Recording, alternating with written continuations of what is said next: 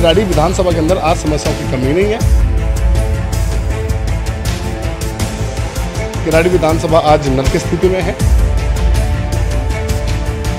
किराड़ी विधानसभा में समस्याओं की कमी नहीं है। हालांकि समस्याओं पे काम भी किया जाता है, लेकिन समस्या इतनी ज़्यादा है कि जितना काम किया जाए उतना कम यहाँ पे रहता है। किराड़ी विधानसभा में नेता भी बहुत हैं, अपनी अपनी समस्याएं लेकर हमेशा सड़कों पे रहते हैं, आंदोलन करते रहते हैं।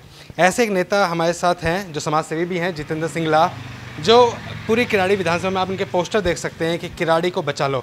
यहाँ पे भी आप देख सकते हैं कि इनका एक जन सुविधा केंद्र भी है, किराड़ी को बचा लो के नाम से। अब इनसे बातचीत करते हैं, जानते हैं कि ऐसा क्या है जितेंद्र जी ये लिखना पड़ रहा है आपको, किराड़ी को बचा लो। नमस्कार जी पुनीत जी, आपने जो आज हमें समय दिया और बहुत बहुत धन्यवाद कि दिल्ली दर्पण एक किराड़ी विधानसभा एक जाना पहचाना चैनल है जिसको लोग सुनना भी पसंद करते हैं। और मैं शुक्रगुजार हूँ कि आपके माध्यम से हमारी बात लाखों लोगों तक जाएगी। और हमें ऐसा क्या कहना पड़ा सर, जवानी ख़त्म होने को है, बुढ़ापा चालू होने वाला है। और जवानी के अंदर अगर हम जोश शहीद भगत सिंह के नाम के ऊपर हम उनका नाम लेते हैं, कहते हैं शहीद भगत सिंह अमर रहे, तो हमें उस लक्ष्य पे चलना भी होगा। और किराड़ी विधानसभा के अंदर आज समस्याओं की कमी नहीं है। किराड़ी विधानसभा आज नर्क की स्थिति में है। किराड़ी विधानसभा आज अपने वर्चस्व की लड़ाई लड़ रही है। आप कहोगे वर्चस्व की लड़ाई कैसे लड़ रही है? जब मेरा जन्म हुआ सन 1989 में, तब तो गंदगी नहीं थी, तब इतने रोड क्या टूटे नहीं थे, मट्टी में हम खेला करते थे। और आज जगह जगह क्या कहते हैं आपका हमारी किराड़ी में पॉल्यूशन होता है, रोडों पर ट्रैफिक की समस्या होती है, रोड नालियाँ टूटी हुई हैं, वाटर लॉगिंग ऊपर हो जाती है, डेंगू दवा का छिड़काव नहीं होता, कूड़े की गाड़ी लगाता नहीं आती। यहाँ जो कार्यकर्ता लोगों के घर पर जाते हैं वोट मांगने, जो कार्यकर्ता लोगों के घर पे वोट मांगने जाते हैं, जब उनसे जनता बोलती है हमारा काम कर दो, वो जीतो अपने जनप्रतिनिधि को बोलते हैं, जनप्रतिनिधि मुँह फेर लेता है, यूँ करके बात करता है, यूँ और अलग हो जाता है। वो लोग कहते हैं यार चुनाव से पहले तो हाथ जोड़ता था और हमारे अंगूठों को हाथ लगाता था, जो अंगूठे लगा रहे। मैंने खुद देखा है किराड़ी विधानसभा के जनप्रतिनिधि घुटनों तक हाथ लगाते थे लोगों के और कहते थे माँ मुझे 5 साल का मौका दो, माँ कहते थे। और जब वो उनके पास जाती है तो वो बोलते हैं आंटी, बोलो आंटी। अरे इतना डिफरेंस राजनीति में कैसे हो सकता है? तो हम सीधी सी बात है अपने अधिकार की ये तो एक मुद्दा नहीं हो सकता ना कि माँ बोलना आंटी बोलना, ये तो मुद्दा नहीं हो सकता। मैं कार्यशैली के ऊपर सवाल बात कर रहा हूँ सर, मैं कार्यशैली के ऊपर की बात कर रहा हूँ कि जो व्यक्ति जिसका कैरेक्टर आप देख सकते हैं जीतने के बाद और जीतने से पहले, आज जिस तरह से मैं आपको टाइम दे रहा हूँ और कल को आप ये कहें जितेंद्र जी आप सत्ता पे काबिज हो गए, ठीक है, तो उसके बाद मैं क्या कहता हूँ आपको समय ना दूँ, गोल गोल मटाऊँ, तो आप बोलने नहीं लगोगे कि जितेंद्र जी वो तो नहीं रहे। आप जो पहले कहते हैं जैसे आप थे, हमें समय देते थे, फोन करके बोलते थे भैया आ जाना एक बार, भैया आ जाना एक बार। कई बार क्या होता है कि जिम्मेदारी अभी आपको बदल देती हैं, इंसान बिजी हो जाता है, तो उसमें भी हो सकता है। मैं जानना चाह रहा हूँ किराड़ी को बचा लो, आप ये किससे गुहार लगा रहे हैं? कौन बचाएगा किराड़ी को आकर, किसको कहना चाह रहे हैं? किराड़ी विधानसभा को जो किराड़ी को क्या कहता है बचाने का दायित्व है वो किराड़ी की जनता का भी है और जो सरकारें हैं उनका भी है। हम यहाँ के जनप्रतिनिधि से लगातार कहते हैं कि भाई आप किराड़ी के इश्यूज़ के ऊपर काम कीजिए। दिल्ली के मुख्यमंत्री किराड़ी को बचाएंगे, किराड़ी विधानसभा के MLA जो वर्तमान में है वो बचाएंगे, यहाँ के जो सांसद वो बचाएंगे, 5 निगम पार्षद हैं वो बचाएंगे। और कौन बचाएगा? किराड़ी की जनता अगर नहीं, अगर कोई स्लोगन बनाएगी, जब ये कहते हैं ना मैं भी चौकीदार, दिल्ली में तो कहता केजरीवाल, जब ये बोल सकते हैं अपने स्लोगन बना सकते हैं, तो हम क्यों नहीं कह सकते किराड़ी को बचा लो? भाई हम देख रहे हैं आप क्या मुझसे सुनना चाहते हैं। लोग आज शराब पीते हैं, शराब पी दिल्ली सरकार को इतना रजस जाता है और उसके बाद उनकी मौत हो जाती है, कोई आवाज़ उठाने वाला नहीं है कि जिसकी शराब से मौत हुई है दिल्ली सरकार उसको मुआवजा दे। तो मुझे एक ऐसा कार्यकर्ता बता दो जो पूरी किराड़ी जनता चिल्ला चिल्ला के कहता हो कि शराब से अगर मौत हुई है तो आप उसको क्या कहते हैं मुआवजा दो। कौन उठाएगा किराड़ी के इशूज़ के ऊपर बात? हम आपने जो हमने लड़ाई स्टार्ट की है वो छोटी छोटी मुहिम से स्टार्ट की है और हमने क्वाड भी सार्वजनिक किया हुआ है पब्लिक डोमेन में। और उसके बाद लोग हमारे पास आते हैं और उसके बाद हम कहते हैं, और हमने इसमें कुछ बात की हुई है, हम कहते हैं मेरी कोशिश है सूरत बदलनी चाहिए, कुछ को मैं जगाता हूँ, कुछ को आप सब मिलकर जगाओ। किराड़ी विधानसभा के लगातार जितने इश्यूज़ हैं उसके ऊपर हम धीरे धीरे काम कर रहे हैं और टीम का भी कोऑर्डिनेशन मिलता है। और हम सबसे बड़ी बात मैं आपको बताता हूँ, किराड़ी के अंदर किसी भी एक वार्ड का हमने सदस्य नहीं लिया, पूरे किराड़ी के अंदर 5 वार्ड पड़ते हैं, हमने 5 वार्ड से अपनी टीम बनाई है और 5 वार्ड में से लोग लगातार अपनी अलग अलग वार्ड की समस्या लेकर आते हैं। किराड़ी विधानसभा में 5 वार्ड हैं, 40, 41, 42, 43, 44। इन 5 वार्डों से हमने 2-2 लोग, एक लोग लिया हुआ है और इन्हीं के जो हमारे साथ जुड़ते हैं लोग, इन्हीं के साथ के लोग हमारे साथ जुड़कर कहते हैं इश्यूज़ बताते हैं। अभी आपने देखा होगा पिछले हमने 20 जून को किराड़ी बचा लो के नाम से एक्टिविटी की थी, कहता नांगोली फाटक रोड पर। हम चाहते थे कि उस रोड की रिपेयरिंग के साथ साथ उस रोड को बनाया जाए, मगर ऋतुराज ने संज्ञान लेते हुए तत्काल वहाँ पे रोड बनाया। 25 से ज़्यादा गड्ढे वहाँ भरे गए। और जब उससे पहले हमने क्या कहते हैं, जो एक्टिविटी हमने 20 जून को की वो हमने 13 जून को करनी थी। 13 जून को हम किसी कारणवश नहीं कर पाए, लॉकडाउन की प्रक्रिया चल रही थी, प्रोसेस थे हमारे, उसमें नहीं कर पाए। हम चाहते थे कि अपने लोकतांत्रिक और अपने अधिकारों के साथ हम अपनी बात को रखेंगे। और जब हमने ये काम किया उसके बाद वो आनंद फानंद में रोड गड्ढे भी भरे गए। अब जो भी लोग जाते हैं वहाँ उनको इतनी नरक स्थिति नहीं दिखती जितनी पहले थी। आप भी आए होंगे पुण्य जी वहाँ से, तो उतना गड्ढे महसूस नहीं होते जितने पहले गड्ढे महसूस हुआ करते थे।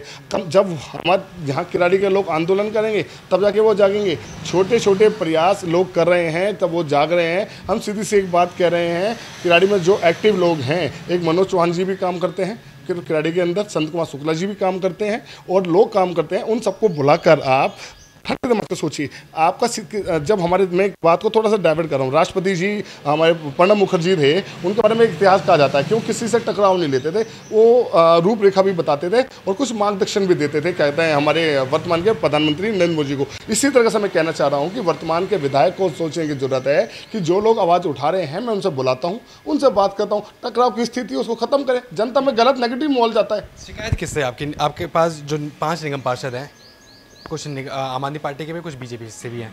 शिकायत बीजेपी से, आम आदमी पार्टी से किससे शिकायत है? शिकायत तो मेरे उस व्यक्ति से जो कुर्सी पे बैठा हुआ काम नहीं कर रहा जनता का।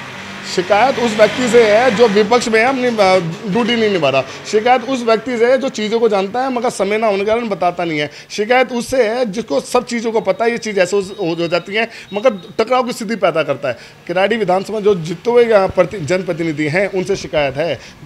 शिकायत उन लोगों से है जो चुनाव लड़कर अपने घर बैठ गए। शिकायत उनसे है जो कार्यकर्ताओं के, लोगों के घर कार्यकर्ता गए और लोगों के काम नहीं करते। शिकायत उनसे है। शिकायत उनसे है जो हमारे पैसों का टैक्स लेते हैं और अपने एसी में बैठते हैं और जनता को कहते हैं नरक की स्थिति में छोड़ देते हैं। मैं पूछना चाहूँगा किराड़ी विधानसभा में डेंगू की दवाई का छिड़काव कितनी बार होता है हर साल? मुझे तेज़ी से बताया जाए और तेज़ी से काम किया जाए। सर अब आप देख रहे होंगे जुलाई कहता है स्टार्ट होकर भी ख़त्म हो चुका है। अब आपको पता होगा सबसे ज़्यादा गर्मी जो पड़ती है मई जून जुलाई के महीने में पड़ती है। और आप मुझे एक आंकड़ा बता दीजिए पूरी किराड़ी विधानसभा का कि यहाँ पे क्या कहते हैं कितने डेंगू की दवा का छिड़काव हुआ।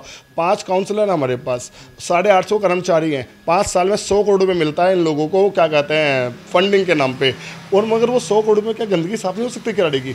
मैं चैलेंज के साथ कहता हूँ कि वो 100 करोड़ रुपये क्या कहते हैं एमसीडी क्या कहते हैं एक अच्छे लोगों को दे दे, सामाजिक संगठनों को दे दे। मैं दवा के साथ कहता हूँ कि कहते हैं 100 करोड़ रुपये में हम किराड़ी को चमका के दिखा देंगे। अच्छे लोग कौन है वो जो आप कह रहे हैं कि 100 करोड़ अच्छे लोगों को दे दे? सामाजिक संस्थाओं को दे देना जो एनजीओ चला रहे हैं, जो क्या कहते हैं लोगों का काम करते हैं। संस्थाओं में क्या आपको लगता है पारदर्शिता रहती है क्या? संस्थाओं में गड़बड़ नहीं होती? सर लानी पड़ेगी ना, हमने कोशिश करनी पड़ेगी ना। आज हमने कह रहे हैं किराड़ी बचा लो, तो हम ये भी तो कह रहे हैं ना एनजीओ का उद्धार हो। एनजीओ में भी अच्छे लोग हैं। कितने लोग जुड़े हुए हैं हमारे साथ? जो हमारी टीम के मेन मेंबर हमने जुड़े हुए हैं, हमारे साथ 12 लोग हैं। और उसके अलावा जो हमारे पास पीछे से बैक सपोर्ट करते हैं उसके ऊपर हम सैकड़ों लोग हैं हमारे पास। और हमने कोशिश की कि ईमानदारी से अपना काम करेंगे, चाहे हमारे पास एक व्यक्ति हो। चला तो मैं अकेला था, कोशिश कर रहा था। हम 2 साल में उपलब्धि सबसे बड़ी हासिल कर पाए, ईमानदार लोगों को ले पाए। आज आप मुझे हंस सकते हैं कि जितने 2 साल में सिर्फ 100 लोग जुड़े हैं। आपने एक दफ्तर भी खोल रखा है, सेवा केंद्र भी खोल रखा है जी। पैसे की तो जरूरत पड़ती होगी, फंडिंग भी कहीं ना कहीं से होती होगी। लोग अटकलें भी लगाते हैं कि यहाँ से फंडिंग चल रही है, यहाँ से फंडिंग चल रही है। बताना चाहेंगे कि क्लियर कहाँ से फंडिंग आ रही है, कहाँ से खर्चा आ रहा है जो आप चला पा रहे हैं? सर हमारे साथ बहुत सारे ऐसे लोग जुड़े हुए हैं। जब मैं किसी के पास जाता था, सर मैं कुछ अच्छा काम करना चाहता हूँ, अरे कमा खा लेना, के राजनीति करेगा, के समाज सेवा करनी पड़ी है, ना कमा खा लेना, अच्छा खट्टा लड़का है तभी नेता बनेगा। उपहास उड़ाते थे। उसके बाद धीरे धीरे लोगों को बताया, कुछ नौकरी करी, नौकरी करके हमने पैसे इकट्ठे करे। 2 साल तक मैं क्या कहते हैं दिल्ली से बाहर रहा। उसके बाद मैंने वहाँ पे क्या कहते हैं होटल में काम किया, जो मुझे मंथली 5,000 रुपये सैलरी मिलती थी।